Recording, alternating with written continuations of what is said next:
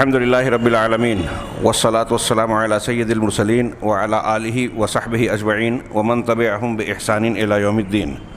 اعوذ باللہ من الشیطان الرجیم، بسم اللہ الرحمن الرحیم۔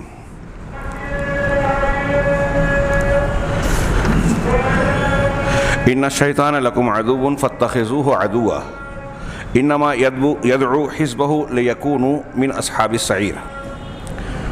محترم حاضرین، پچھلے درس میں ہم نے شیخ محمد بن عبد الوہاب رحمہ اللہ کی تصریحات کی روشنی میں یہ جانا کہ اللہ رب العالمین کی حکمت کا یہ حصہ رہا ہے کہ کسی بھی نبی کو مبعوث فرمایا تو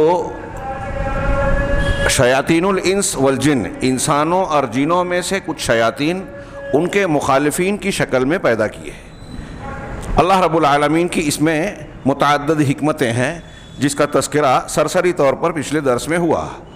آگے شیخ محمد بن عبد الوہاب رحمہ اللہ کی عبارت پڑھ رہا ہوں اور اس کی وضاحت کر رہا ہوں کہ شیاطین اللہ رب العالمین کے رسولوں کے جو لوگوں کو ہدایت دینے کے لیے آتے تھے اور رشد و ہدایت کے دلائل اور براہین پیش کرتے تھے، شیاطین ان کی مخالفت کرتے اور لوگوں کو گمراہ کرنے کے لیے چکنی چپڑی باتوں کو بنا سنوار کر خوشنما بنا کر جو شرک کی تائید کرتی ہیں، کفر کی تائید کرتی ہیں، بدعت کی تائید کرتی ہیں، ایسی باتوں کو خوبصورت اور ملمہ کے ساتھ خوبصورت بنا کر ملمہ کاری کے ساتھ پیش کرتا ہے تاکہ اس غلط بات کو کی چمک دمک سے وہ اس کی کشش دیکھ کر اس کی طرف مائل ہو جائیں اور ان غلط باتوں کو قبول کر کے نبی کے پیش کردہ صحیح دلائل کو رد کر دے میں، یہ ان کا اصل مقصد ہوتا تھا۔ چنانچہ آگے شیخ نے کہا وَقَدْ يَكُونُ لِأَعْدَاءِ التَّوْحِيدِ عُلُومٌ كَثِيرَةٌ۔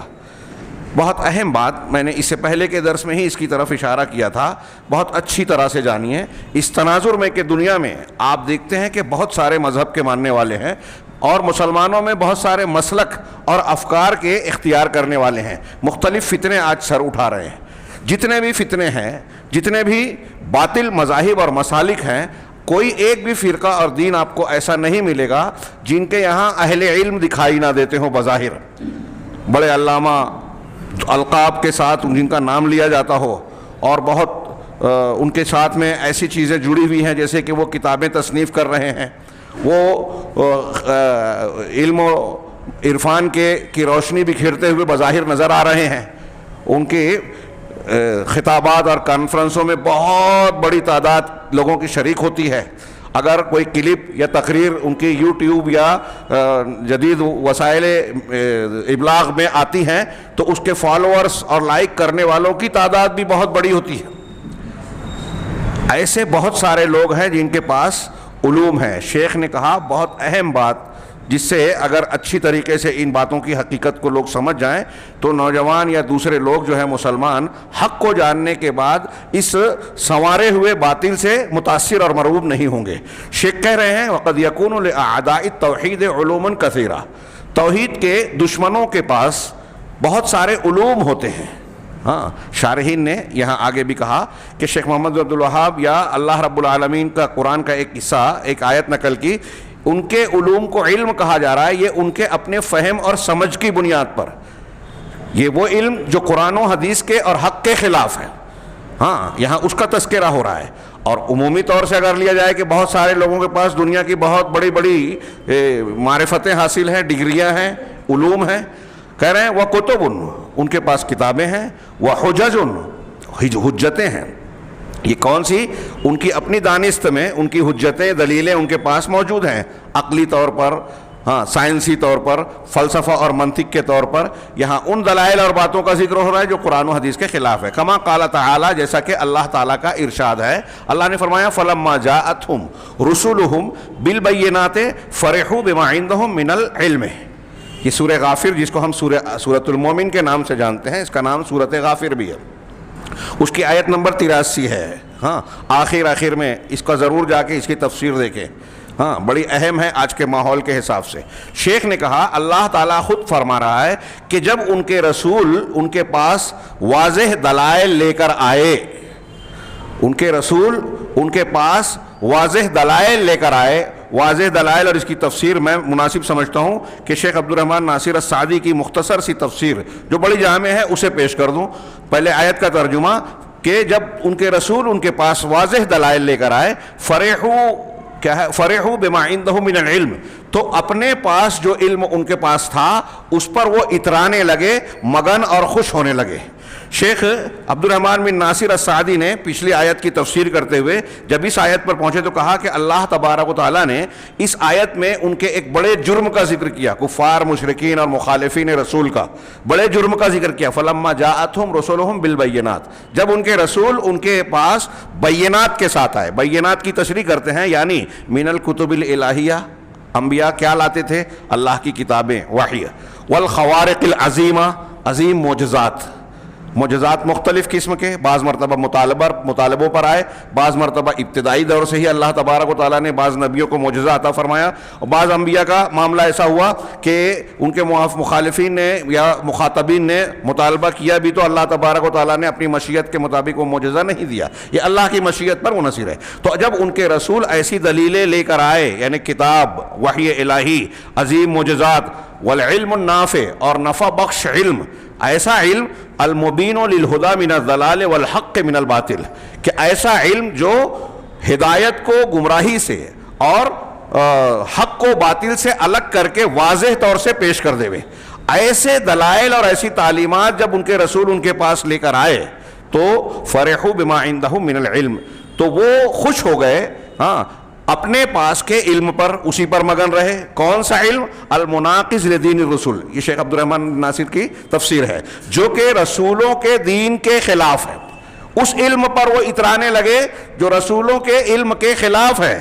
آگے کہتے ہیں کہ ومن المعلوم، اور یہ بات معلوم ہے کہ ان کی فرح، ان کا خوش ہونا، قرآن میں جو کہا نا کہ وہ لوگ خوش ہوئے، اترانے لگے، تو ان کا خوش ہونا اس بات پر دلیل ہے کہ وہ اپنے علم کو جس کو پکڑ کر رکھا ہے اور اختیار کر رکھا ہے، اس کے اختیار کرنے پر خوش ہیں، راضی ہیں، اور نبی کے دین، نبی کی دلیلوں کو ترک کرنے پر راضی ہیں.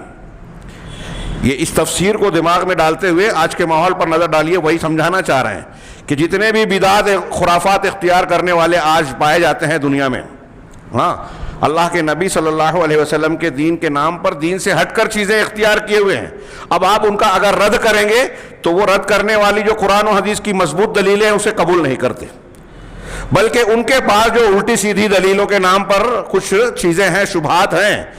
کشف الشبہات ہماری کتاب میں آگے اسی کی تمہید ہے یہ کہ شبہات کو رد کرنے کے لیے، اس کا ازالہ کرنے کے لیے کتاب لکھی گئی، رسالہ لکھا گیا. تو جب اللہ کے دین کی تعلیمات ان کے سامنے آتی ہے تو وہ اس پر خوش ہوتے ہیں، مگن ہوتے ہیں جو ان کے پاس علم ہے. شیخ عبد الرحمن بن ناصر کہہ رہے ہیں کہ اب یہ بات واضح ہے کہ جب وہ اس پر خوش ہو رہے ہیں، یہ اس بات پر دلیل ہے کہ وہ اپنے اختیار کیے ہوئے غلط علوم، غلط دلیلوں اور شبہات پر مطمئن ہیں، خوش ہیں، اسی لیے تو اسے پکڑ کر رکھا ہے.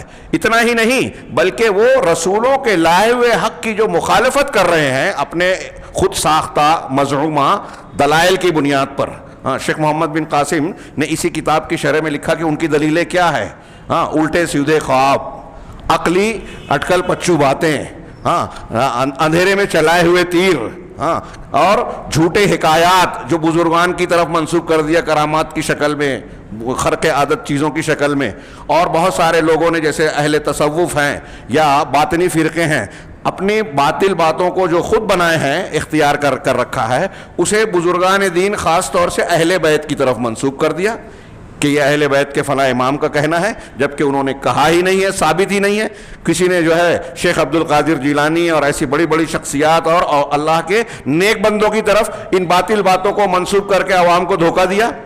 تو اب قرآن اور حدیث کی کتنی بھی مضبوط دلیل آپ ایسے لوگوں کے سامنے پیش کریں، وہ اپنے باطل کو پکڑ کر رکھے ہیں اور قرآن حدیث کی، رسول کی لائی ہوئی تعلیمات کو قبول کرنے کے لیے تیار نہیں ہیں. اسی طرح وہ خوش ہیں کہ اپنے باطل کو حق قرار دیتے ہیں اور حق کو باطل قرار دیتے ہیں. کہہ رہے ہیں کہ شیخ محمد عبد الرحمن بن ناصر کہتے ہیں کہ یہ جو اللہ نے کہا کہ اللہ کے رسولوں کے لائے ہوئے بینات کے مقابلے میں یہ خوش ہوتے ہیں، اتراتے ہیں اپنے علم پر، تو اس علم سے مراد کون سا علم ہے؟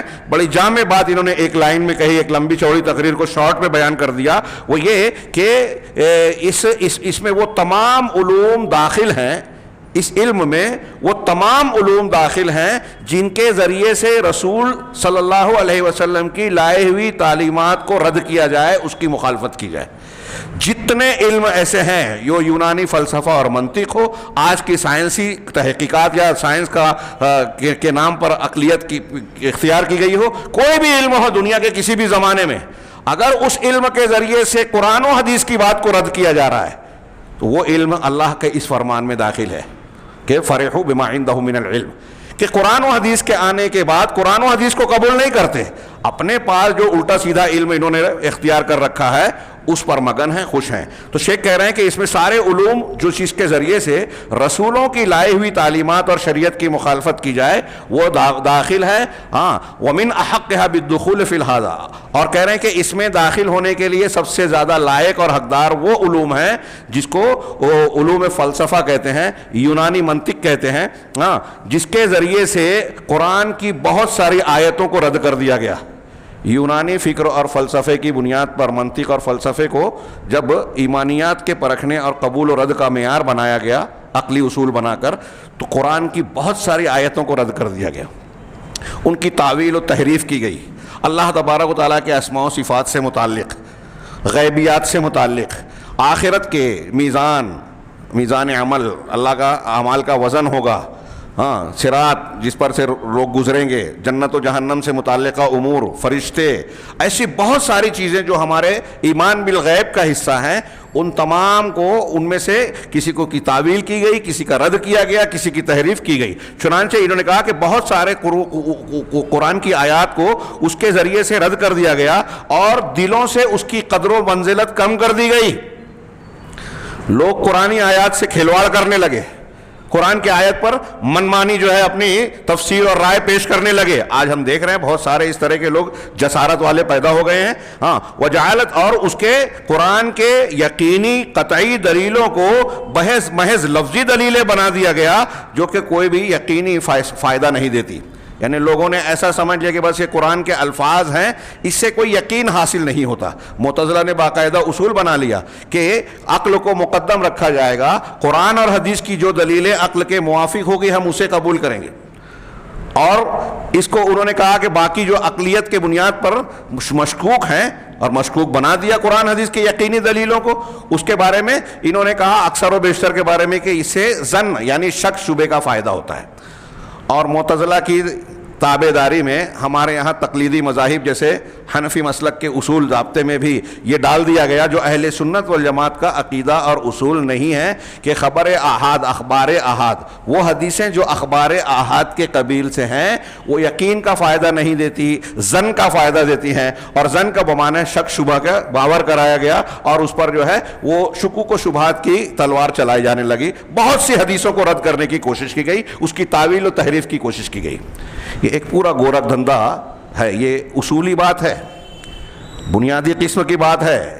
ہو سکتا ہے ہمارے سننے والوں میں سے بعض کو لگے کہ اس میں مزہ نہیں آ رہا ہے، لیکن اس میں مزہ لیجئے۔ ہاں، مزہ اس معنی میں ایمانی اعتبار سے کہ یہ آپ کے اور ہمارے درمیان میں حق کے راستے میں جو رکاوٹ بنتی ہے، اور جس کی وجہ سے آج بہت سارے مسلمان جو اپنے آپ کو مسلمان کہتے ہوئے بھی قرآن و حدیث کی سچی دلیلوں کو قبول نہیں کرتے، رد کر دیتے ہیں، اس سے صرف نظر کر لیتے ہیں، فلاں اور فلاں کی بات میں چکر میں آ جاتے ہیں، یہ اسی کا اظہار ہے۔ ان اصولوں کی بنیاد پر یہ دھوکہ کھایا جاتا ہے کہ اللہ رب العالمین نے جامع انداز میں اسی حقیقت کو بیان کیا ہے کہ جب رسولوں کی تعلیم ان کے پاس آئی، ان کے رسول ان کے پاس حق لے کر آئے، فَلَمَّا جَاءَتْهُمْ رُسُلُهُمْ، یہ قرآن کی آیت ہے، بِالْبَيِّنَاتِ، جب ان کے رسول بینات کے ساتھ ان کے پاس آئے، فَرِحُوا بِمَا عِندَهُم مِّنَ الْعِلْمِ، تو اپنے پاس کے علم پر وہ اترانے لگے، یعنی اس کو قبول کیا، رسول کی بات کو رد کیا۔ آج ہر بدعتی یہی کر رہا ہے اور سمجھتا ہے کہ میں اللہ اور رسول سے اور دین سے محبت کرتا ہوں۔ ہر بدعتی، اس سے یہ حصہ ہے، قرآن کی اس آیت کا اس کے پاس حصہ ہے۔ اور شیخ عبد الرحمن بن ناصر سعدی نے کہا جتنے علوم قرآن و حدیث کی مخالفت کرتے ہوں وہ سب اس میں داخل ہیں، اور بطور خاص یہ فلسفہ اور منطق جس کی بنیاد پر قرآن و حدیث کے بہت سارے حقائق کو رد کیا گیا، اس کی قدر و منزلت کو دلوں سے گھٹا دیا گیا، اور پھر اتنا ہی نہیں اس پر کہہ رہے ہیں وَيُقَدَّمُ وَيَقْدِمُ عَلَيْهِ عُقُولُ أَهْلِ الصَّفَاءِ وَالْغَيْرِ، اور نتیجہ کیا نکلتا ہے کہ قرآن و حدیث کی دلیلوں پر یہ باطل پرست اور بے عقل لوگ اپنی عقلوں کو، بے عقل صفاح پاگل اور بے وقوف لوگ، بے وقوف اور جاہل لوگ اپنی عقل کو ترجیح دیتے ہیں، میری سمجھ میں نہیں آتی قرآن کی آیت، میری سمجھ میں نہیں آتی حدیثیں۔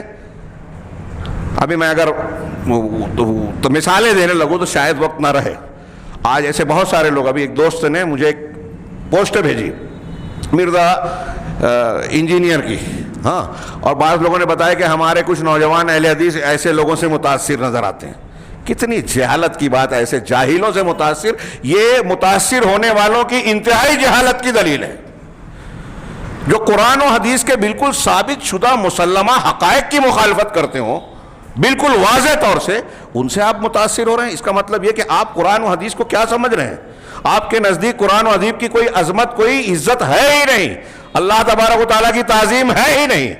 اللہ کہہ رہا ہے کہ اللہ ان سے راضی ہوا، رضی اللہ عنہم ورضوا عنہ، اور یہ آج کا جاہل کہہ رہا ہے کہ اللہ تعالیٰ تمام صحابہ سے راضی نہیں تھے، جن لوگوں جو بیعت رضوان میں شریک تھے صرف ان سے راضی ہوا۔ اتنا ہی نہیں، سیدنا ابوبکر صدیق جو کہ بیعت رضوان میں ہے، عمر فاروق وغیرہ، اور عثمان غنی کے اپنے ایک ہاتھ کو عثمان غنی کا ہاتھ قرار دیا۔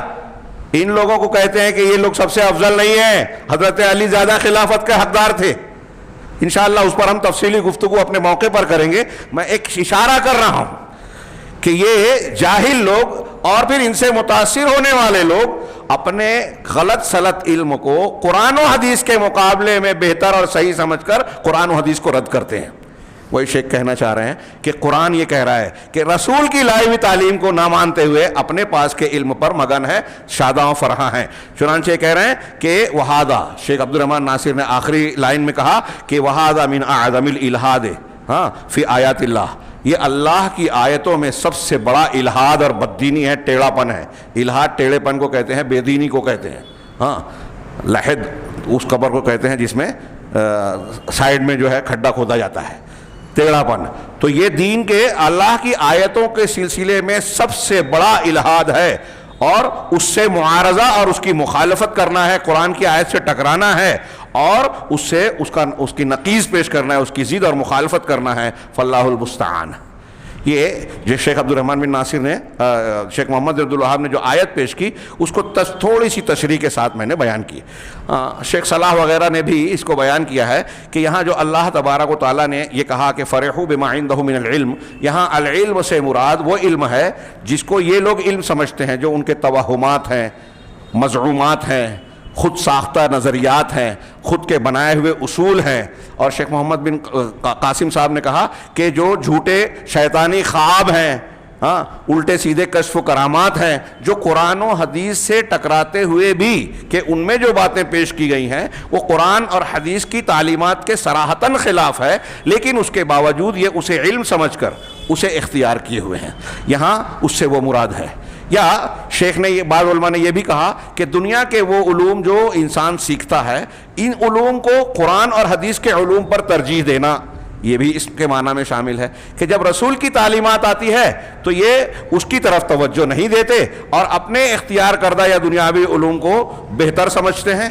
اور آج ایک ہلکے معنی میں اس کی یہ روش ہمارے ہاں عمومی طور سے پائی جاتی ہے۔ ایک عالم دین کے تعلق سے ہماری نگاہوں میں دل میں وہ جذبہ تعظیم کا پیدا نہیں ہوتا جو ایک بڑی ڈگری والے ایسے آدمی کے تعلق سے کہ وہ سرکاری آفیسر بن سکتا ہے، وہ بڑا ڈاکٹر اور دواخانہ کھول سکتا ہے، وہ بہت بڑا انجینئر ہے، وہ بہت روپیہ کما سکتا ہے۔ اس قسم کے معیار پر کہ اس کی تعلیم اور اس کی ڈگری اسے بہت اونچا مقام دنیاوی اعتبار سے دلائے گی، تنخواہ کے اعتبار سے دلائے گی، وہ علم ہمارے نزدیک زیادہ قیمتی ہے بنسبت قرآن و حدیث کے جاننے والے ہیں۔ اس سے ہم خوش ہیں دنیا کے علم سے، اور قرآن و حدیث سے خوش نہیں ہیں، رسول کی لائی ہوئی تعلیمات سے۔ یعنی یہ معنی بھی اس میں اگر شامل مانے تو غلط نہیں ہوگا۔ کہا شیخ محمد بن عبد الوہاب کی عبارت کی میں ابھی تشریح کر رہا تھا کہ اعدائے توحید کے دشمن جو کافر مشرک ہیں ان کے پاس کچھ علوم بھی ہوتے ہیں، کتابیں ہوتی ہیں، عقیدے اور کیا کہتے ہیں حجتیں ہوتی ہیں، جیسا کہ قرآن کی اس آیت میں کہا گیا۔ محمد بن عبد الوہاب یہی کہنا چاہ رہے ہیں کہ ان کے پاس جو علوم اور معرفت کی باتیں ہیں، جو توہمات ہیں، اصل میں علم ہے نہیں، ہاں، تو جو قرآن نے پیچھے ہم نے پڑھا بیان کیا کہ اللہ تعالیٰ کی یہ سنت ہے، حکمت ہے کہ ہر نبی کے مخالفین جو شیاطین کو بنایا، جو جنوں میں سے بھی ہوتے انسانوں میں سے بھی۔ اب یہ جو مخالفین ہیں، اعدائے دین ہیں، توحید اور شرک توحید کے مخالفین ہیں، رسولوں کے مخالف ہیں، ان کے پاس کچھ علوم بھی ہوتے ہیں۔ فَإِذَا عَرَفْتَ ذَلِكَ، جب تم یہ بات جان جاؤ گے، وَعَرَفْتَ أَنَّ الطَّرِيقَ إِلَى اللَّهِ لَا بُدَّ لَهُ مِنْ أَعْدَاءٍ، اور یہ بھی تمہیں اچھی طرح معلوم ہو گیا قرآن سے، قرآن کہہ رہا ہے کہ جو اللہ کی طرف لے جانے والا راستہ ہے، یعنی صراط مستقیم ہے، اس پر کچھ دشمن ہیں جو اس پر برابر بیٹھے ہوئے ہیں، اس راستے پر بیٹھ کر بہکانے اور آپ کو ہٹانے کے لیے برابر طاق میں لگے ہیں، اہل فصاحت و علم و حجج۔ اور قرآنی بیان کے اشارے سے معلوم ہوا کہ وہ جو بیٹھے ہوئے ہیں نا، وہ فصاحت و بلاغت والے ہیں، علم والے ہیں، حجتوں والے ہیں، ان کے پاس زبان ہے بہت اچھا بولنے کی۔ عام طور سے آپ دیکھیے کہ بعض باطل پرست تقریر بڑی اچھی کرتے ہیں، ہمیں اہل حق کی تقریریں، زبان و بیان، ان کا القاء کا انداز اتنا اچھا نہیں لگتا جتنا اہل بدعت کا لگتا ہے۔ ظاہر میں یہ حکمت ہے، اللہ رب العالمین کی آزمائش ہے۔ اسی دن سطح آب پر مچھلیاں زیادہ آتی ہیں جس دن شکار کرنا مچھلیوں کا منع ہے، ہاں، تو ایسے ہی وہ لوگ بظاہر خوبصورت نظر آتے ہیں، لیکن اگر آدمی عقل والا غور کرے نا تو ان کے جھانسے میں اور ان کے جال میں نہیں پھنسے گا۔ کہہ رہے ہیں کہ ان کے پاس حجتیں ہیں، دلیلیں ہیں، اہل فصاحت و بلاغت ہیں، فالواجب علیک، لہذا آپ پر یہ واجب ہے کہ ان تتعلم من دین اللہ ما یسیر سلاحا لک تقاتل بہ ہؤلاء الشیاطین، کہ تم اللہ کے دین کا اتنا حصہ سیکھو۔ ہر مسلمان مرد اور عورت سے کہہ رہے ہیں شیخ محمد بن عبد الوہاب کہ جب آپ کو ہم کو صراط مستقیم سے ہٹانے بہکانے کے لیے اس راستے پر، اللہ کے راستے پر، ایسے چالاک باشعور ابلیس لعنت اللہ علیہ بہت بڑا عالم ہے، انبیاء کو بہکانے کی جو کوشش کرتا تھا، ہاں، بڑے بڑے بزرگان اور اولیاء کو جس نے بہکانے کی کوشش کی، بہت سے عباد و زہاد کو زہد و عبادت اور تقوی و پرہیزگاری کے راستے سے ہٹا دیا، بڑے بڑے لوگوں کو دھوکوں میں ڈال کے دین کے نام پر بدعات میں، خرافات میں مبتلا کر دیا۔ تو کتنا چالاک ہے وہ، ہاں۔ تو کہا کہ جب ہم کو یہ بات معلوم ہے کہ ہمارے راستے میں، اللہ کے دین کے راستے میں اس طرح کے دشمنان ہمارے گھات لگائے اور راستے سے بہکانے بھٹکانے کے لیے بیٹھے ہوئے ہیں، تو واجب ہے کہ تم اللہ کے دین کا اتنا حصہ سیکھو، ما یسیرو سلاحا لک، جو تمہارے لیے ہتھیار بنے، ہاں، تو قاتلوا بہ ہؤلاء الشیاطین، جس کے اس ہتھیار کے ذریعے سے ان شیاطین کا آپ مقابلہ کر سکیں، ان سے لڑ سکیں۔ الذین قال امامہم ومقدمہم، جن کے ان شیاطین کے امام اور ان کے رب کے، ومقدمہم لربک، اور تمہارے رب کے سب سے اگلے شخص نے، جو ان کا سردار سامنے تھا، اس نے کہا تھا، یعنی ابلیس، یہ شیاطین جو ہمارے راستے میں بیٹھے ہوئے ہیں، اس کا امام اور رب سے پاس سب سے مقدم، جو ان کے مقابلے میں سب سے اول شخص تھا، اس نے اللہ رب العالمین کے سامنے یہ بات کہی۔ سورہ اعراف میں اللہ نے نقل کیا آیت نمبر 16، 17 اور پھر آگے کی آیات میں کہ لَأَقْعُدَنَّ لَكَ صِرَاطَكَ الْمُسْتَقِيمَ۔ ابلیس نے اللہ سے یہ کہا، جب مہلت مانگ لی، انذرنی، مجھے مہلت دے، تو اللہ نے کہا کہ کیا ہے، اِنَّكَ مِنَ الْمُنذَرِينَ، ہاں، اور بعض آیتوں میں کہا کہ قیامت تک کے لیے تجھ کو میں چھوٹ دے رہا ہوں، مہلت دے رہا ہوں۔ تو جب چھوٹ اور مہلت مل گئی تو اس نے یہ کہا لَأَقْعُدَنَّ لَكَ لَهُمْ صِرَاطَكَ الْمُسْتَقِيمَ، کہ یہ جو تیرے بندے ہیں نا، آدم کی اولاد، انسان، ان کے لیے میں تیرے سیدھے راستے پر بیٹھوں گا، ضرور بیٹھوں گا۔ بیٹھوں گا کیا ان کو دیکھنے کے لیے؟ نہیں، گھات لگا کے، حملہ کرنے کے لیے میں ضرور بیٹھوں گا۔ یہ تاکید کے ساتھ کہی اس نے، لام بھی حرف تاکید ہے، نون ثقیلہ بھی حرف تاکید ہے، پھر آگے بھی تاکید کے ساتھ جملے کہا۔ پھر کیا کہا؟ ثم لآتینہم من بین ایدیہم ومن خلفہم وعن ایمانہم وعن شمائلہم ولا تجد اکثرہم شاکرین، پھر میں ان کے آگے سے آؤں گا، پیچھے سے آؤں گا،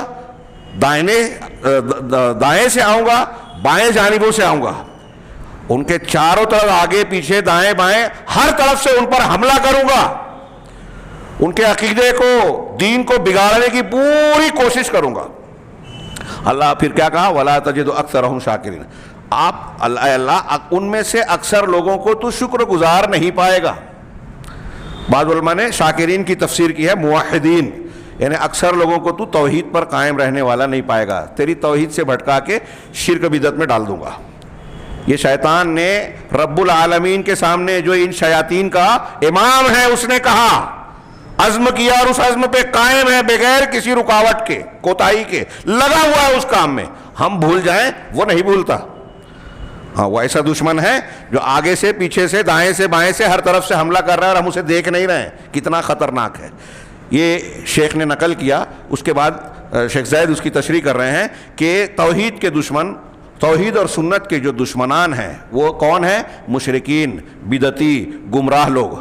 ہاں مشرکین، بدعتی، گمراہ لوگ، یہ شیاطین کے چیلے، ایک دوسرے کے مددگار، کہہ رہے ہیں کہ یہ ایسی دلیلیں پیش کرتے ہیں جس سے لوگ خلط ملط اور تلبیس کا شکار ہو جاتے ہیں۔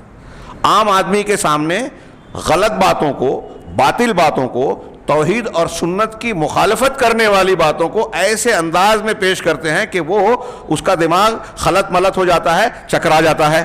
والعاصی الذی یجری وراءہم، اور وہ گنہگار انسان، بے توفیق سے محروم شخص جو ان کے پیچھے آنکھ بند کر کے چلتا ہے، ہاں تقلیدی مزاج، جو ان کے پیچھے چلتا ہے، وعلی شاکلتہم، اور ان کے طریقے پہ چلتا ہے، ینقل تلک الحجج بدون ان یفقہ معنی، ان کے پیش کردہ ان دلیلوں کو، ہاں جو جھوٹے خواب ہیں، الٹی سیدھی باتیں ہیں، عقلیت کی بنیاد پر جو ہے قرآن و حدیث کا رد کرنے والی ہیں، ان حجتوں اور دلیلوں کو ان کے معنی کو سمجھے بوجھے بغیر لوگوں میں پھیلاتا ہے، نقل کرتا ہے۔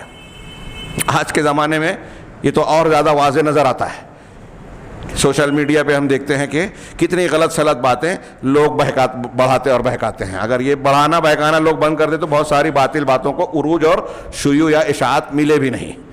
تو کہہ رہے ہیں کہ جو باطل پرست شیاطین کے پیچھے چلنے والے لوگ ہیں، ہاں وہ ان حجتوں پر غور و فکر کیے بغیر، ان کے معنی مطلب کو سمجھے بغیر اور ان کا کیا تقاضا اور کیا مقاصد ہے، ہاں ایک آدمی بظاہر جو ہے تاریخی حقیقت بیان کر رہا ہے، ہاں جنگ جمل، جنگ صفین، صحابہ کرام کے مارکے کو، ہاں اب اس کو بیان کر رہا ہے، ہمارا نوجوان جو ہے دلچسپی سے سننے لگا، اس کو یہ نہیں پتا کہ بیان کرنے والے کا مقصد کیا ہے، وہ کہاں لے جانا چاہ رہا ہے آپ کو۔ اس سے متعلق جو موقف ہے اہل سنت والجماعت کا، اہل حق کا، وہ بالکل صاف ہے، واضح ہے، لیکن واقعات کو کھود کرید کر ایسی باتوں میں ملجھانا جس سے آدمی کا ایمان چلا جائے اور اس معاملے میں آپ کے مشغول ہونے سے آپ کو کوئی فائدہ نہیں ہو رہا۔ ہاں تلک امت قد خلت، قرآن نے کہا یہ امت گزر چکی، ہاں اس کے لیے وہ ہے جو اس نے کمایا، آپ کے لیے وہ ہے جو آپ نے کمایا۔ ہاں اب اللہ کے رسول صلی اللہ علیہ وسلم کے زمانے کے صحابہ تابعین نے جن کو امیر خلیفہ مان لیا، آج ہمارا ایک جاہل آدمی کہتا ہے کہ وہ امیر امارت و خلافت کے لائق نہیں تھے۔ تو آپ کا کی جرت، آپ کا علم اگر لائق نہیں تھے، مان بھی لیا جائے تھوڑی دیر کے لیے، تو وہ سارے صحابہ کرام جنہوں نے ان پر بیعت کی تھی وہ مجرم ہوئے کہ نہیں ہوئے؟ آپ ان سے زیادہ بہادر ہیں، وہ صحابہ بزدل تھے، ان کو نہیں سمجھتا تھا، آپ ان سے زیادہ سمجھدار ہیں۔ ان حقائق کو پس پشت ڈال کر ان کی بنیادوں اور گہرائیوں میں نہ جاتے ہوئے ہمارا نوجوان متاثر ہو جاتا ہے۔ ہاں کہا کہ جو گنہگار، میں ایک مثال دے رہا ہوں، یہاں شرک اور کفر کی بات بھی ایسے ہی ہے، ہاں کہ جو شرک کی تائید میں، توحید کے رد میں جو دلیلیں پیش کی جاتی ہیں، اب وسیلے بازی اور یہ آگے ہمارے مثالیں کتاب میں آئیں گی، اور جو شبہات اہل باطل پیش کرتے ہیں دراصل انہی کے ازالے کے لیے توحید سے متعلق کہ یہ رسالہ لکھا گیا ہے۔ تو کہا کہ جو شخص سمجھتا نہیں ہے ان معنی اور مطالب کو، مقاصد کو، وہ بغیر سمجھے بوجھے ان دلائل کی نقل کرنے لگتا ہے۔ اب ایسے ماحول میں ہمارا آپ کا فرض، شیخ نے یاد دلایا، شیخ زید کہہ رہے ہیں اسی کی تشریح میں، کہ یہیں تمام مسلمانوں پر عمومی طور پر، میں نے جو کہا تھا کہ مرد اور عورت سب تمام مسلمانوں پر عمومی طور پر اور طالبان علوم نبوت کے اوپر خصوصی طور پر یہ فرض اور واجب ہو جاتا ہے کہ وہ قرآن سنت کے سیکھنے میں اپنی پوری قوت صرف کر دیں اور اس کی سوجھ بوجھ حاصل کریں اور اس علم کو سنت کو علماء سے اخذ کریں، علماء سے اخذ کرنے میں پوری قوت لگائیں۔ ہمارے یہاں آج کل کچھ لوگ اپنے آپ کو علماء سے بے نیاز سمجھتے ہیں، اور نتیجہ کیا نکلتا ہے کہ بعض مرتبہ علم حاصل کرنے کے نام پر جہالت کے راستے پہ چل پڑتے ہیں، غلط نتائج، غلط استنباطات، غلط استدلالات کے ذریعے وہ قرآن و حدیث کے نام پر گمراہ ہو جاتے ہیں۔ یہاں عجیب و غریب افراط و تفریط ہے۔ اب جب میں یہ بیان کر رہا ہوں تو کچھ لوگ کہیں گے کہ تقلید کرنی چاہیے۔ اس کا یہ مطلب نہیں ہے کہ تقلید کریں کسی ایک شخص کو امام مان کے ان کی ساری باتوں کو صحیح مانے، باقی اب قرآن بولے، حدیث بولے، صحابہ کی کوئی بات ہو، تابعین کی کوئی بات ہو، دوسرے اماموں کی بات، سب کو رد کر کے ایک کی بات مان لے، یہ مطلب نہیں ہے۔ اور ایسا نہ کرنے کا یہ مطلب بھی نہیں ہے کہ ایک ہی کو خاص کر لیں کہ بھائی آزاد ہو گئے ہم، ہماری سمجھ میں جو آ رہا ہے قرآن حدیث کی وہ تشریح کریں گے، وہ مانیں گے، جو نہیں سمجھ میں آیا نہیں مانیں گے، یہ بھی مطلب نہیں ہے۔ قرآن و سنت کو سیکھنے سکھانے کے اصول و ضوابط ہیں، طالب اور استاذ، شیخ اور شاگرد کے بھی کچھ اصول و ضوابط ہیں، اور بڑوں کی رہنمائی میں حق کی معرفت حاصل کرنا سیکھنا اس کے طریقے ہیں۔ آپ ایک استاد سے سیکھتے ہیں تو اس کی تقلید نہیں کرتے، سیکھتے ہیں، راستہ جانتے ہیں، اور اس کی روشنی میں آپ کے اندر تحقیق کا مادہ پیدا ہوتا ہے۔ تو علم کو علماء سے حاصل کرنا یہ قرآن حدیث سے ثابت ہے۔ حضرت موسیٰ علیہ السلام حضرت خضر کے پاس گئے، حالانکہ حضرت خضر کا درجہ کئی اعتبار سے موسیٰ علیہ السلام سے کم تر تھا، اور اس واقعے کو اہل تصوف بہت اپنے لیے جو ہے دلیل کا ذریعہ بناتے ہیں۔ میں اس پر انشاءاللہ ایک کتابچہ لکھ رہا ہوں، تو وہاں ان استدلالات کی تفصیل پر گفتگو ہوگی۔ یہاں یہ بتانا مقصود ہے کہ یہ انبیاء اور اہل عہد اول سے یہ سلسلہ آ رہا ہے کہ علم کو جاننے، سیکھنے اور اس میں گہرائی حاصل کرنے کے لیے استاد سے سیکھنا چاہیے۔ بہت سی چیزیں ایسی ہیں جو صرف مطالعہ سے نہیں آتی، مطالعے کے ساتھ ساتھ صحیح مطالعہ، صحیح نتیجے کے اخذ کرنا، دلائل کا باہمی جو ہے اجتماع اور اس سے دلائل کو ملا کر اس میں ترجیح دینا، کس کو جو ہے فوقیت دی جائے، کون سا استدلال کیا جائے، استثنائی شکلیں کیا ہوگی، مجمل کیا ہے اور مفصل کیا ہے، مقید اور جو ہے عام اور خاص، مقید اور کیا کہتے ہیں مطلق، ان سب فرق کو جان کر دلائل کو ملا کر صحیح نتیجہ اخذ ہوتا ہے۔ ہمارے یہاں ایک صاحب نے کہا کہ بھائی ابھی 2-3 روز پہلے کسی نے سوال کیا کہ بھائی یہ بتائیے کہ بھائی قرآن حدیث تو ہم سب سمجھ سکتے ہیں، پھر کیا ضرورت ہے کہ ہم علماء سے سیکھیں؟ تو میں نے ان سے ایک سوال کیا کہ میں جواب دوں اس سے پہلے یہ بتائیے کہ اگر ایک آدمی کو یہاں ہندوستانی قانون کی کتاب مل جاتی ہے، آئین کا ترجمہ، اور ایک عام آدمی اس کو پڑھ لیتا ہے اور جا کر یہ کہے کہ میں نے مطالعہ کر لیا ہے اس لیے میں جج بن سکتا ہوں، سپریم کورٹ میں کیس لڑنے کے لیے وکیل بن سکتا ہوں باقاعدہ پیشہ ورانہ انداز میں، تو کیا اسے یہ اجازت مل جائے گی، وہ جج کے لیے بھی سرٹیفائیڈ ہو جائے گا؟ کہا نہیں۔ میں نے کہا کیوں نہیں؟ پڑھا نا اس نے بھی، ایک وکیل LLB اور پھر جو قانون کی سیکھنے کے جو درجات ہیں وہ پڑھتا ہے، اس کے بعد وہ ہوتا ہے، وہی بات اس نے جو ہے بغیر اسکول کالج جائے بغیر استاذ کے پڑھ لی، تو دنیاوی اعتبار سے آپ اس کو کیوں نہیں اس کا اہل سمجھتے؟ ایک آدمی اگر طب کی کتابیں پڑھ لے تو ڈگری جب تک اس نے حاصل نہیں کی ہے اس کے دواخانے کھولنے پر پابندی کیوں لگاتی ہے حکومتیں، گورنمنٹس؟ میں نے بہت ساری کتابیں پڑھ لی اور دواخانہ کھول لیا، ڈگری حاصل نہیں کی، پولیس میں کوئی کمپلین کر دے وہ مجھے گرفتار کر لے گی کہ بھائی ڈاکٹر نہیں ہے اور دواخانہ چلا رہا ہے، تو میں لاکھ ثابت کروں کہ میں نے طب کی ساری اہم کتابیں پڑھ لی ہے اور جو علاج میں کرتا ہوں اس کے بارے میں نے مطالعہ کیا ہے۔ کہا آپ نے لاکھ مطالعہ کیا لیکن آپ ڈاکٹر نہیں ہیں۔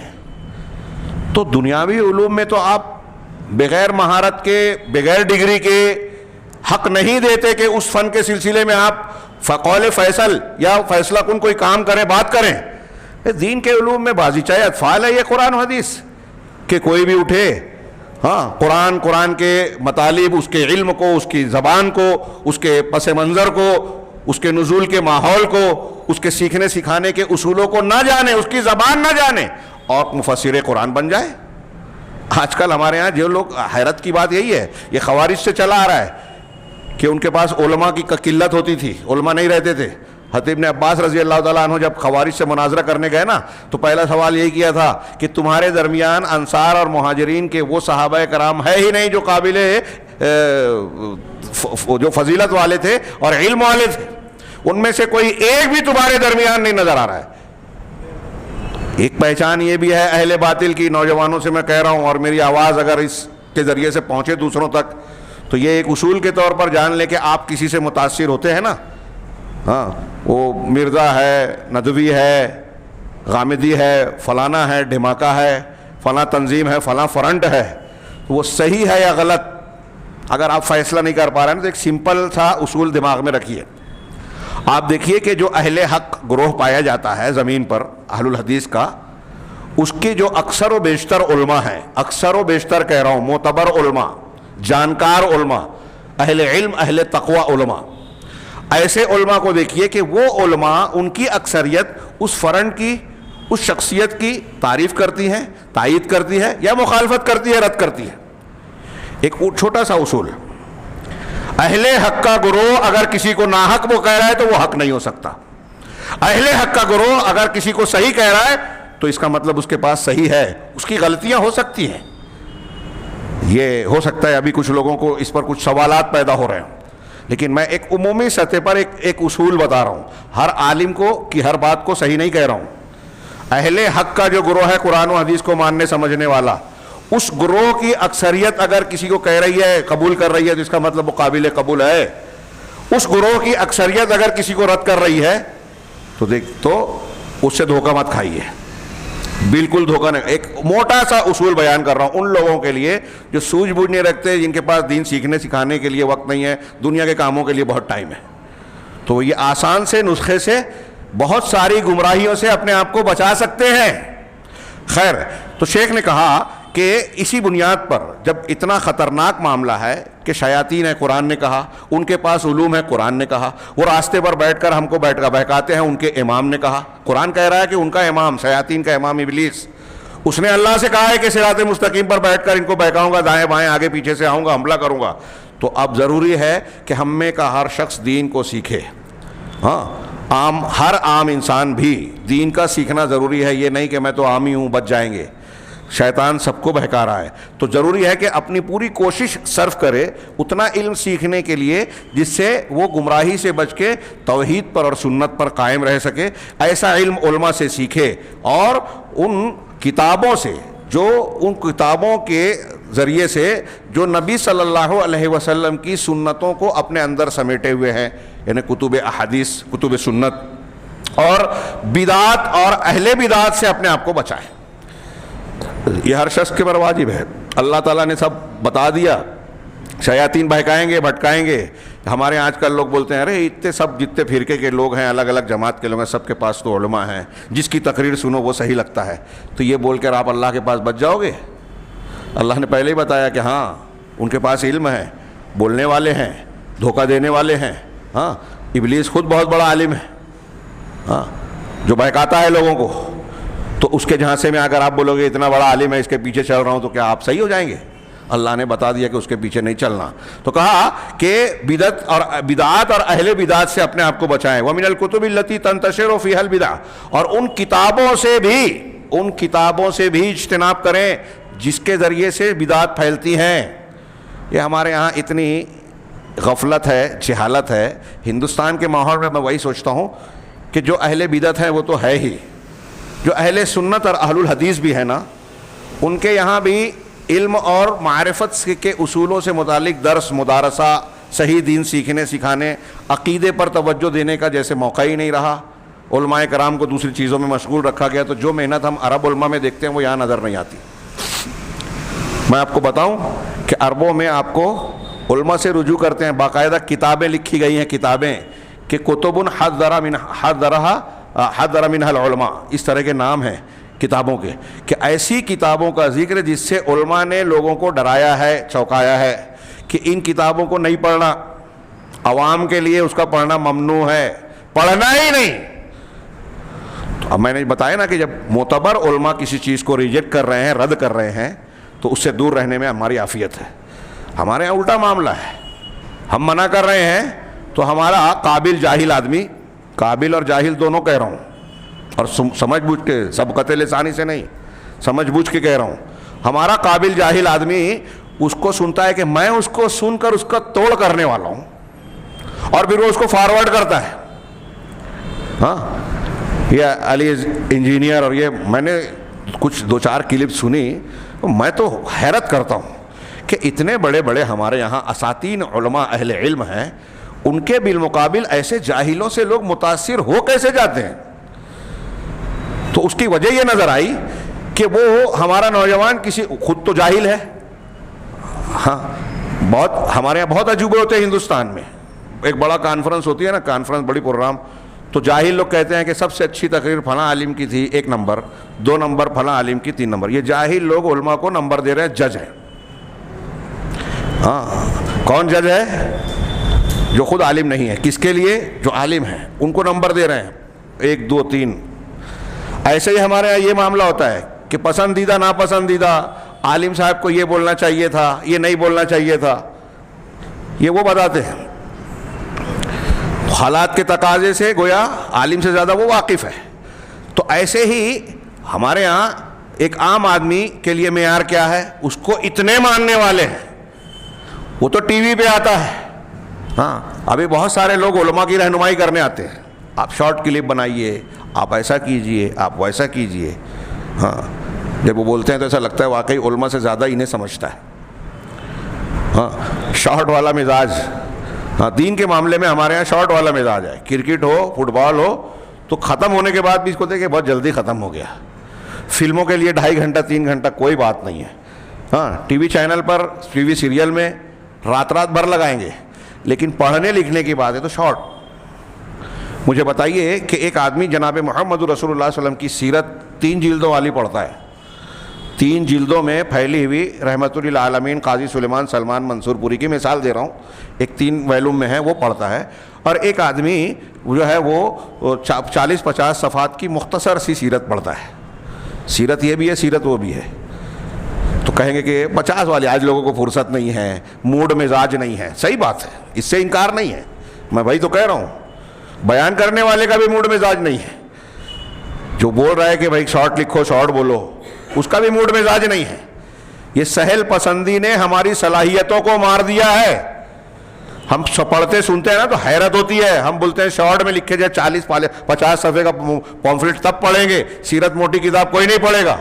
کیسے تھے ہمارے اسلاف؟ ہاں، علامہ ابن عساکر نے تاریخ ابن عساکر 80 بڑی والی تختی میں 80 جلدوں میں لکھا، 80 جلد میں لکھا ہے، پڑھا کتنا ہوگا؟ تاریخ بغداد جس کو ہم کہتے ہیں محمد خطیب بغدادی کی، ہاں 40 سے زیادہ جلدیں ہیں اس کی، 40 سے زیادہ۔ تو اب وہ ان کے زمانے میں بھی کوئی پیدا کہتا ہے کہ شارٹ لکھو، ایک صفحے میں وہ خان صاحب کا پرچہ پڑھ کے مزہ آتا ہے، ہمارے ڈاکٹرز بھی پڑھ لیتے ہیں، ٹیچرز بھی پڑھ لیتے ہیں، پھلا بھی پڑھ لیتے ہیں۔ تو کم لکھ کر کوئی اتنے لوگ پڑھ لے، یہ اہم ہے یا اس کا مقصد حاصل ہو، یہ اہم ہے۔ اگر آپ صلاحیت پیدا کرنا چاہتے ہیں، ہم طلبہ کو سمجھاتے ہیں، آج میں اس درس میں کہہ رہا ہوں کہ اگر آپ چاہتے ہیں کہ آپ کے اندر علمی صلاحیت آئے، صحیح اور غلط کا شعور آئے، علم و عرفان کے حقیقی راستے ہے، علماء کی طرح گہرائی کی نظر آئے، تو آپ کو تفصیل پڑھنا پڑے گی۔ 40 صفحے اور 50 صفحے کی سیرت کا کتابچہ پڑھنے والے کے اندر وہ معلومات اور گہرائی آ ہی نہیں سکتی جو 3 جلدوں والی کتاب پڑھ رہا ہے۔ جو جتنا زیادہ پڑھے گا اس کا علم اتنا وسیع ہوگا نا، اس کے واقعات کا اتنا علم ہوگا، اس کو اتنی زیادہ تفصیل معلوم ہوگی، اور پھر وہ جب تفصیلی علوم سے واقف ہوگا۔ کبھی کبھی ایسا ہی ہوتا ہے کہ شارٹ معلومات کی وجہ سے آپ نے قرآن حدیث کی ایک بات کو ہلکے میں یا شارٹ میں جانا۔ اب ایک باطل پرست، یہ جو ابھی ہم نے ذکر کیا، ابلیس کے شاگردوں میں سے کوئی چالاک جو شاگرد آتا ہے، اس بات کو جو آپ نے شارٹ میں پڑھی ہے قرآن حدیث کی دلیل، اس کو گھما پھرا کے اس سے غلط دلیل دے رہا ہے، آپ کے پاس جواب ہی نہیں ہے، اس لیے کہ آپ نے تفصیل سے پڑھا ہی نہیں ہے۔ آپ تفصیل سے پڑھے ہوتے نا، ابھی آگے آئے گا اگلے درس میں، آج وقت زیادہ ہو گیا، اگلے درس میں شاید آئے گا کہ ایک جاہل آدمی جو قرآن و حدیث کو حقیقی در سے جانتا ہے، جاہل نہیں عامی آدمی کا لفظ استعمال کیا، جو قرآن و حدیث کو جانتا ہے، علماء کی مجلسوں میں بیٹھتا ہے، دروس کو پڑھتا ہے، وہ 100 بدعتی اور خرافاتی اگر آ جائے الٹے سیدھے دلیل لے کر تو ان پر غالب آئے گا، ان سے متاثر نہیں ہوگا۔ یہ آگے کے ہمارے درس میں ہے انشاءاللہ، وہاں تھوڑی تشریح کے ساتھ آئے گا۔ تو کہا شیخ نے کہ ہمارے لیے ضروری ہے کہ ہم دین کو سیکھیں، علماء سے سیکھیں، اپنی پوری قوت صرف کریں، بدعات اور اہل بدعات سے بچیں، ان کی کتابوں سے، وہ کتابیں جن میں بدعات پھیلاتے ہیں ان سے بچیں۔ ہمارے علماء کو ضروری ہے اور عوام کو یہ بتانا چاہیے کہ وہ کتابیں نہ پڑھیں، بہت قابل نہ بنے۔ ہاں، ہمارے باپ دادا جو گھر کے بڑے ذمہ دار ہیں نا، ہمارے ہاں باپ والدین، وہ ان چیزوں کو سیکھ کر، علماء سے جان کر اپنے بچوں کو سکھائیں۔ فلاں کی کلپ نہ سنیں، فلاں کی کتاب نہ پڑھیں، یہ بہت ضروری ہے۔ ہاں، آپ بہت قابل نہیں ہیں، آپ کو اہل حق کی کتابیں پڑھنے کے لیے ٹائم نہیں ہے، باطل والوں کو پڑھ رہے ہیں، سن رہے ہیں، کیا اثر پڑے گا؟ ہاں، تو اہل حق کو پہلے پڑھیے، پہلے عقیدے اور صحیح فکر کی تربیت کیجئے، اس کے بعد دنیا کا کتنا بڑا بھی باطل، ابلیس آئے گا آپ کو دھوکہ نہیں دے پائے گا انشاءاللہ، صحیح علم اور صحیح عقیدہ اگر ہوگا تو۔ کیونکہ ابلیس نے جب یہ کہا تھا، وہیں استثناء خود اس نے بھی کیا، اللہ نے بھی، کہ جو صالح اور مخلص بندے ہوں گے، اللہ کے خالص بندے، ان پر ابلیس کا بس نہیں چلے گا۔ کہا شیخ کہہ رہے ہیں کہ نعم، ہاں، ان پر ضروری ہے کہ وہ انتہائی شدت کے ساتھ چوکنا ہوشیار رہیں، بچیں۔ فَإِذَا فَعَلُوا ذَلِكَ، اگر ایسا کریں گے عام مسلمان تو سلمت عقیدتہم، ان کا عقیدہ سلامت رہے گا، ہاں، اور وسلم منہج دعوت، اور ان کی دعوت کا منہج بھی، دعوت کا منہج محفوظ رہے گا، اور دنیا اور آخرت کی بھلائیوں کے ساتھ کامیاب ہوں گے۔ کیوں؟ اس لیے کہ وہ دعات حق ہوں گے، حق کے داعی ہوں گے۔ بہت اہم، بہت پیاری بات کہی ہے، اس پر آپ اعادہ کر کے سنیں، ضرور سنیں، نہ سنیں تو جو ابھی سنا ہے اس پر غور کریں۔ آگے شیخ کہہ رہے ہیں کہ دعات حق کون ہے؟ حق کے داعی، حق کی طرف دعوت دینے والے کون ہیں؟ آج بہت سے داعی ہیں، ہاں، فلاں مولانا کے طریقے پہ، فلاں ڈائری اور تفسیر کے نام پر دعوت دے رہے ہیں، کوئی اقامت دین کی، کوئی فضائل کی، کوئی فلاں کی بات کرتا ہے۔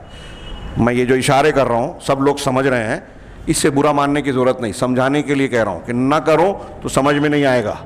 ہاں، بڑی بڑی دکانیں چل رہی ہیں دین کے نام پر، لیکن حق کے داعی کون ہیں؟ آپ کو حق کے راستے پہ چلانے والا کون ہے؟ کہا ہم اتباع الرسل فی اسلوب دعوتہم وفی صدقہم واخلاصہم وفی ثوابہم۔ پہچان کہ وہ لوگ حق کے داعی ہیں جو اپنی دعوت میں، اپنی دعوت کے اسلوب میں، اپنی دعوت میں سچائی کے معاملے میں، اخلاص کے معاملے میں، درست اور نہ درست کے معاملے میں نبی کے متبع ہے، رسولوں کے طریقے پہ چلنے والے۔ بہت پیارا جملہ، ایک لائن، ایک کتاب۔ آپ دیکھ رہے ہیں کہ فلاں جماعت ہے، فلاں جماعت ہے، فلاں جماعت ہے، فلاں جماعت ہے، فلاں جماعت ہے، کون سی جماعت صحیح ہے؟ یہ ایک جملے کے اگر آپ سمجھ لیں اور اس پہ تحقیق کر لیں تو بہت آسانی سے فیصلہ کر لیں گے کہ ان جماعتوں میں سے کون سی جماعت، کس کی دعوت، کس کا طریقہ رسولوں کے طور پر چل رہا ہے، کون جو ہے رسولوں کی طرح سچائی کے ساتھ رہتا ہے، جھوٹ نہیں بولتا، کون ہے جو رسولوں کی طرح اخلاق اختیار کرتا ہے، سازش نہیں کرتا، مخالفتیں نہیں کرتا، بدعت و خرافات کو اختیار نہیں کرتا، کون ہے جو رسولوں کی طرح جن کے ہاں اخلاص نظر آتا ہے، صحیح بات قرآن و سنت کی دلیلوں اور وحی کی اتباع نظر آتی ہے۔ یہ 2-4 جملے میں نے کہا نا، اس کی تحقیق کر لیجئے۔ اب ہم دیکھتے ہیں کوئی جھوٹی حدیثیں بیان کر رہا ہے، جھوٹی حدیثیں، جھوٹے واقعات بیان کرنا رسول کے طریقے پہ ہو سکتا ہے؟ ہم دیکھتے ہیں جن جماعتوں کو آپ پہچانتے ہیں، ان جماعتوں میں دیکھیے تصوف والے ہوں، ہاں، بریلوی ہوں، صوفی ہوں، فلاں اور فلاں اور فلاں جو بھی ہوں، ان کو دیکھیے، ان میں آپ دیکھیے کہ بدعت نظر آتی ہے، بدعت نظر آتی ہے، خرافات نظر آتی ہے۔ اگر بدعت ہے، اگر خرافات ہے تو وہ رسول کے طریقے پہ کہاں ہے؟ کتنی سمپل سادہ بات ہے۔ مجھے تو حیرت ہوتی ہے، سعودی عرب کی لوگ مخالفت کرتے ہیں، اس سے پہلے میں نے درس میں بات پیش کی، بعض مخالفین نے یہ اعتراف کیا کہ سعودی عرب میں ایک خوبی ہے۔ تو لوگوں نے کہا کیا؟ کہا کہ سعودی عرب میں شاہی حکومت ہے، یہ ہے وہ ہے، لیکن وہاں شرک اور بدعت نہیں ہے۔ تو میں نے سنا تو مجھے ہنسی آئی، حیرت بھی ہوئی۔ تھوڑی دیر کے لیے میں پوچھ رہا ہوں کہ ایک آدمی کے لیے زندگی میں اور آخرت میں کامیاب ہونے کے لیے بنیادی شرط کیا ہے؟ شرک اور بدعت سے بچے. شرک کی ضد توحید ہے، توحید پر رہے. بدعت کی ضد سنت ہے، سنت پر رہے. دنیا اور آخرت کی کامیابی کی ضمانت اللہ رب العالمین نے اسی پر دی ہے، اور دنیا کے جتنے بھی مسائل ہیں اس کا حل بھی اسی میں ہے کہ آپ توحید پر رہیں، سنت پر رہیں. کتنی سینکڑوں دلیلیں ہیں. قرآن حدیث اختیار کریں گے تو کوئی حکومت، کوئی طاقت، وقت کا کوئی فرعون، کوئی نمرود آپ کو جلا نہیں سکتا، مار نہیں سکتا، آپ کو ذلیل نہیں کر سکتا. اتباع سنت ہو، توحید ہوگی تو. اللہ تبارک و تعالیٰ جیسے حضرت ابراہیم علیہ السلام، حضرت موسیٰ علیہ السلام، بنی اسرائیل کو، نبی کریم صلی اللہ علیہ وسلم کو شب ہجرت اور ہجرت کے پورے سفر میں جگہ جگہ جو ہم یاد کرتے ہیں کہ غار کے دہانے پر پہنچ کر بھی اللہ نے اندھا کر دیا، درمیان سے گزر رہے ہیں اللہ نے نگاہ کو چھین لیا. سراقہ بن جوشم مالک بن جوشم اللہ کے رسول اور ابو بکر صدیق کے پاس پہنچ گیا، لیکن اللہ تعالیٰ نے محفوظ رکھا. ایسے توحید اور اتباع سنت کرنے والوں کو اللہ بچائے گا. کتنی سمپل بات ہے. اب جب آپ کہہ رہے ہیں کہ وہاں شرک اور بدعت نہیں ہے تو مخالفت کیوں کرتے ہیں؟ مخالفت جب شرک اور بدعت نہیں ہے نا، اس کا مطلب منہج صحیح ہے، دین کی بنیاد صحیح ہے. اب جو غلطیاں ہیں وہ اصلاح کے لائق ہیں. ایک مسلمان، سچا مسلمان اگر ہے اور اس کے اندر خامیاں ہیں تو اس پر تلوار نہیں چلائی جائے گی، اس کو سر عام رسوا نہیں کیا جائے گا، اس کی اصلاح کی جائے گی. قرآن حدیث کا طریقہ اور آداب کیا ہے دیکھیے.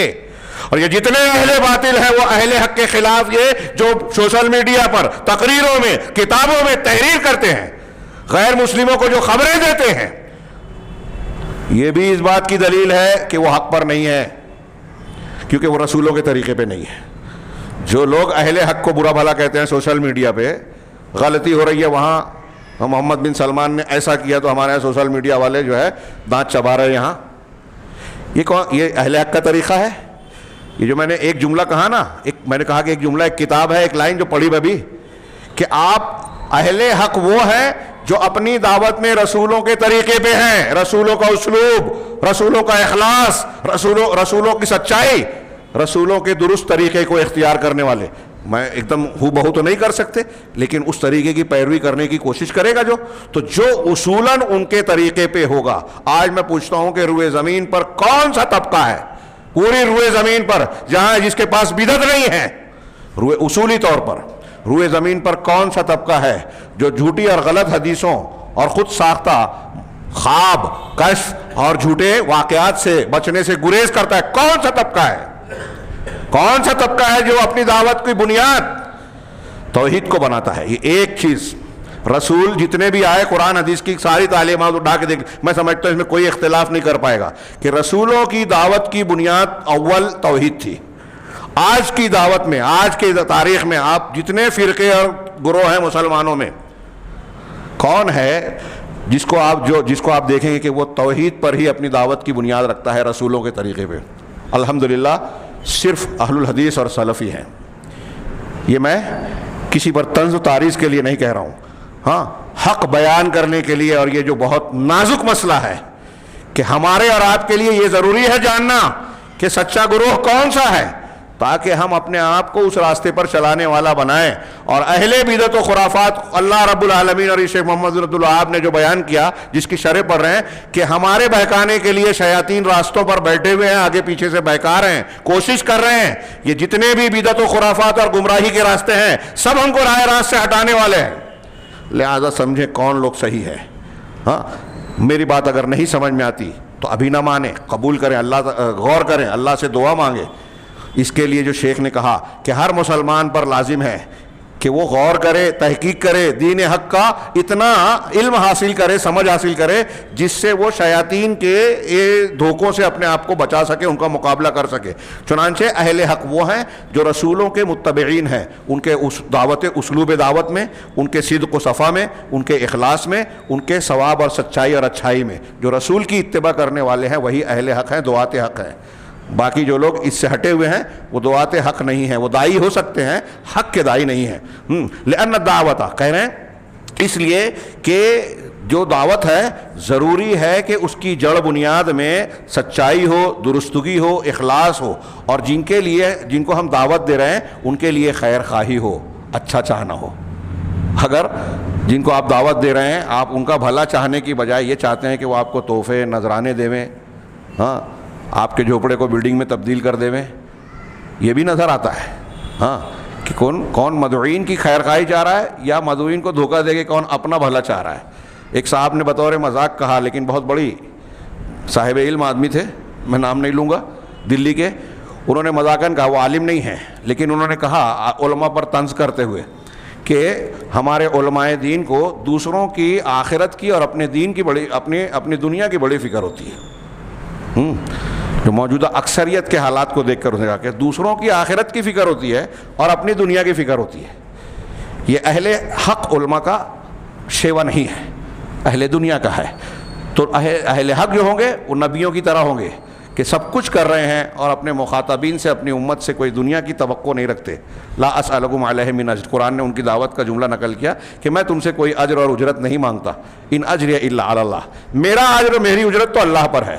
تو جب دعوت کے یہ عناصر ہوں گے جو انبیاء کی دعوت میں ہوتے تھے، فاذا واجہہم اہل الباطل بحجج، ایسے میں جب کوئی اہل باطل اپنی دلیلوں سے، جھوٹی خوشنما عقلی دلیلوں سے ان کا مقابلہ کریں گے تو فإن اہل العلم یتصدون لتلک الحجج، تو اہل علم جن کے پاس حق ہے وہ ان حجتوں کا مقابلہ کریں گے اور قرآن و سنت کے نصوص کے ذریعے سے ان کو پاش کر دیں گے، ان پر حملہ کر کے. تو نتیجہ کیا نکلے گا کہ وہ بیکار اور باطل ہو جائیں گے، کند ہو جائیں گے. باطل کا، شیاطین کا یہ وار خالی جائے گا. کب؟ جب آپ حق سیکھیں گے، حق کے دلائل کی بنیاد پر باطل کو رد کریں گے. والحق هو الذی یبقی، اور حق ہی ایسی چیز ہے جو باقی رہنے والا ہے. اور سنت، والسنت ہی التی علیہ النور، سنت وہ چیز ہے، نبی صلی اللہ علیہ وسلم کی سنت اور حق جس پر کہ نور اور روشنی ہوتی ہے. ہاں اس کی سچائی، اس کی کشش فطری ہے. ہاں فطری ہوتی ہے. باطل بدعت کو سچ بنانے کے لیے بہت پالش کرنا پڑتی ہے، اچھی تقریر، فصاحت، بلاغت، کھینچ تان اور نہ جانے کیا کیا. تو سنت پہ ایک نور ہوتا ہے اور بدعت میں گمراہی اور تاریکی ہے. اور یہ ظلمۃ فی قلوب اہلہا، جو بدعت والے ہوتے ہیں ان کے دلوں کے اندر بھی تاریکی ہوتی ہے، ان کے چہروں پر بھی تاریکی ہونے والی ہے اور ان کے اعضاء و جوارح میں بھی.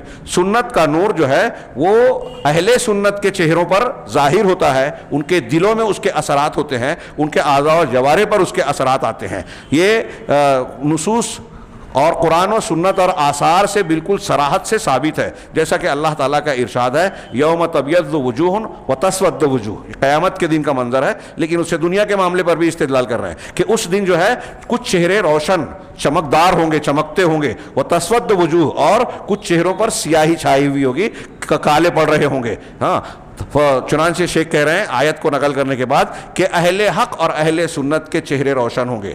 یہ تفسیر حضرت ابن عباس وغیرہ سے بھی مروی ہے کہ اہل سنت کے چہرے روشن ہوں گے جو سنت اور نبی کے طریقے پر چلنے والے ہوں گے، اور اہل شرک اور اہل باطل، اہل بدعت کے چہرے سیاہ پڑ رہے ہوں گے، ان پر سیاہی چھائی ہوگی. کلما اتى المشرکون او المعتدون، کہہ رہے ہیں کہ جب بھی مشرکین اور اہل بدعت کچھ ایسے دلیلوں کو پیش کرتے ہیں جو کہ صراط مستقیم سے گمراہ کرنے والے ہوتے ہیں، تو اللہ تبارک و تعالیٰ، ہاں یہ اللہ تبارک و تعالیٰ کی ربوبیت اور اس کی رحمت کا حصہ ہے کہ اللہ تبارک و تعالیٰ قرآن میں ایسی دلیلیں نازل فرماتا ہے جس کے ذریعے سے مشرک اور بدعتی کی جو دلیل ہے، اس کی پیش کردہ بات ہے، اس کا قلع قمع ہو جاتا ہے، وہ رد ہو جاتا ہے. خود اللہ تبارک و تعالیٰ نے نبی صلی اللہ علیہ وسلم سے کہا، وَلَا يَأْتُونَكَ بِمَثَلٍ إِلَّا جِئْنَاكَ بِالْحَقِّ وَأَحْسَنَ تَفْسِيرًا.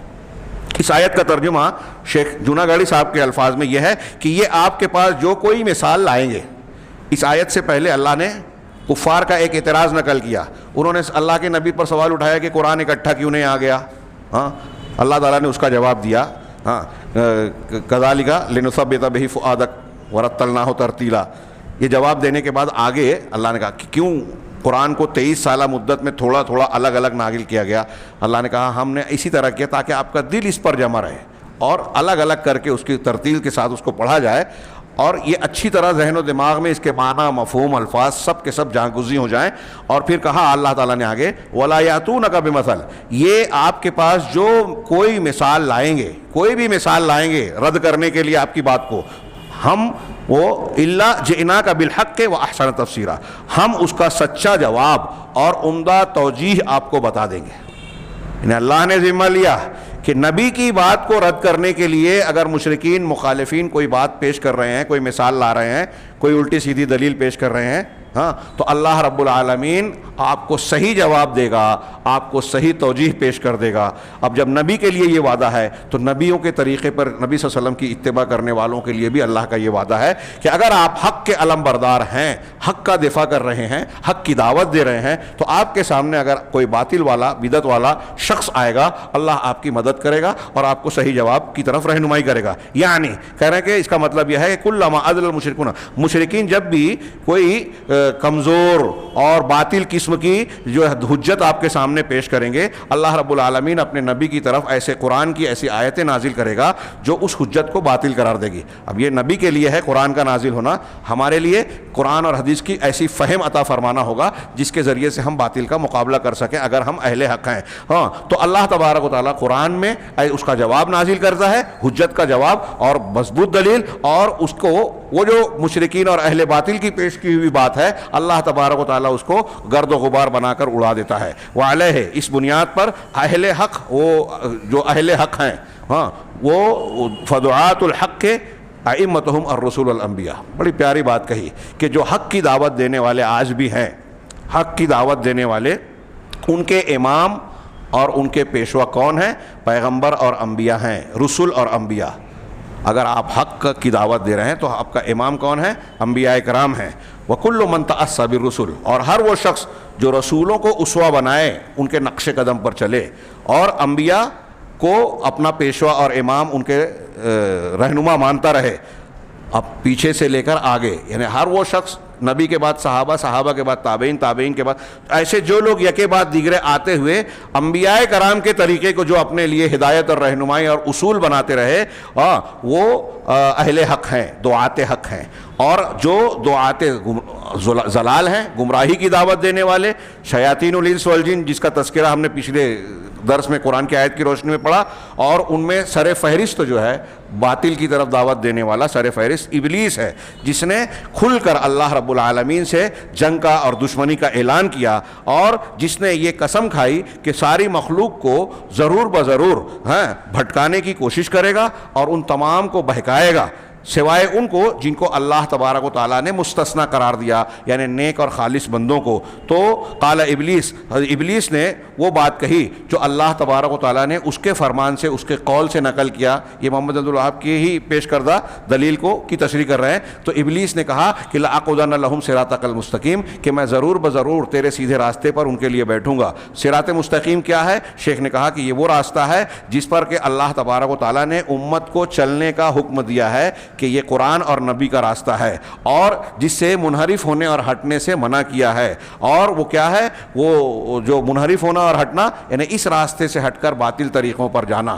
ہاں، پھر ابلیس نے کیا کہا؟ ثم لآتینہم من بین ایدیہم ومن خلفہم وعن ایمانہم وعن شمائلہم ولا تجد اکثرہم شاکرین، پھر میں ان کے آگے سے، پیچھے سے، ان کے داہنی جانبوں سے، بائیں جانبوں سے آؤں گا اور ان کو بہکاؤں گا، ان پر حملہ آور ہو جاؤں گا، اور ان میں سے اکثر لوگوں کو تو شکر گزار نہیں پائے گا، یعنی اس راہ راست پر قائم نہیں رہ جائیں گے، بھٹک جائیں گے۔ ہاکذا اعلن ابلیس دعاۃ الضلال، کہہ رہے ہیں کہ والاضلال، کہہ رہے ہیں کہ اس طریقے سے ابلیس نے گمراہی اختیار کرنے اور گمراہ کرنے کی دعوت کا کھل کر اعلان کیا کہ میں ایسا ایسا کروں گا، یعنی گمراہی کو پھیلاؤں گا۔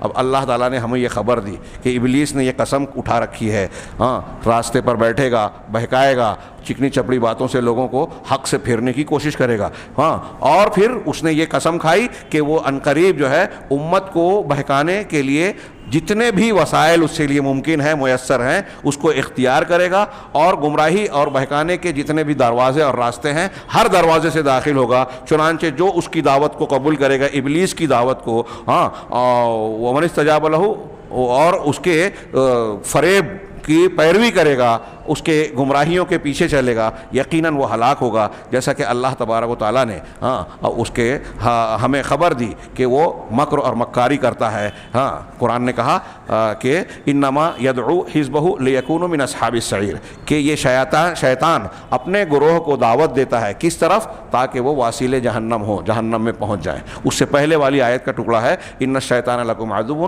فاتخذوہ عدوا، شیطان تمہارا کھلا دشمن ہے، دشمن دشمن ہے، تم اس کو دشمن ہی بناؤ، دوست مت بناؤ، تم اس کو دشمن بناؤ. وہ اپنے گروہ کو جو اس کے پیچھے چل رہا ہے کس طرف دعوت دے رہا ہے تاکہ وہ انہیں جہنم میں پہنچا دے. چنانچہ جو شخص اپنے رب کی اطاعت کرے اور شیاطین الانس والجن کی مخالفت کرے، ہاں وہ مشرکین ہوں، مبتدعین ہوں، ملحدین ہوں، ہاں یا حق اور درست راستے سے انحراف کرنے والے، ایسے جتنے گمراہ لوگ ہوں ان کے گمراہی سے، بدعتوں سے بچ کر اپنے پروردگار کی جو پیروی کرے گا تو وہ اس دنیا اور آخرت کی سعادت دارین سے کامیاب ہوگا. چنانچہ اولیاء رحمان کے لیے مبارک ہو اور اولیاء شیطان کے لیے ہلاکت ہو. یہاں انہوں نے اس درس کو ختم کیا. میں چاہتا تھا کہ اگلی والی مختصر سی عبارت بھی آج کے درس میں سمیٹ دوں، لیکن وقت زیادہ ہو رہا ہے. انشاءاللہ آئندہ درس میں ہم سلسلہ کلام کو جاری رکھیں گے جو ابھی ادھورا ہے. اللہ تعالی ہمیں خیر کو سمجھنے، اسے اختیار کرنے کی توفیق عطا فرمائے اور اس کی برکت سے دنیا اور آخرت میں کامیابی سے نوازے. وآخر دعوانا الحمدللہ رب العالمین وصلی اللہ علی نبینا محمد.